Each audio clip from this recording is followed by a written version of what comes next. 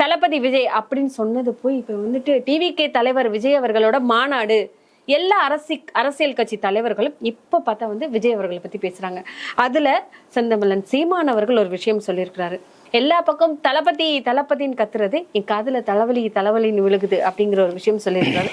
2026 இந்த மக்களுக்காகவும் மண்ணுக்காகவும் மிகப்பெரிய ஒரு ஆட்சி மாற்றத்தையும் கொண்டு வரணும், மக்கள் ஆட்சியாக அது இருக்கணும் அப்படின்னு நினைச்சது வந்து தலைவர் தளபதி அவர்கள் தான். அதற்காக தான் தமிழக வெற்றி கழகம் என்பது கடந்த ஆண்டு துவங்கப்பட்டது. மிகப்பெரிய பிரம்மாண்ட மாநாடு பிரகடன மேடையில் அறிவித்தார். யார் கொள்கை எதிரி, யார் அரசியல் எதிரி அப்படின்ற களத்தில் அறிவித்து தன்னுடைய கொள்கை தலைவர்கள் யாருன்றதை சொல்லி, தன்னுடைய கொள்கை என்னன்றதை சொல்லி, லட்ச தொண்டர்களுக்கு மத்தியில், ஆரவாரத்துக்கு மத்தியில் தான் தலைவராக ஒரு பரிமாணம் கொண்டார். அரசு தன்னுடைய சினிமா வாழ்வையிலிருந்து தொடர்ந்து அரசியல் களத்துக்கு வந்து நிற்கிறன்றதை வெளிப்படையாக சொல்லும்போது, 14 ஆண்டுகள் இந்த மண்ணுக்காக நான் போராடிக்கிட்டு இருக்கேன், இங்கே ஒரு அரசியல் செஞ்சுக்கிட்டு இருக்கேன் அப்படின்னு சொல்லி ஒரு ஏமாற்று முகமாக இருந்தவருக்கு நிச்சயமாக தலைவலியாக தானே இருக்கும்.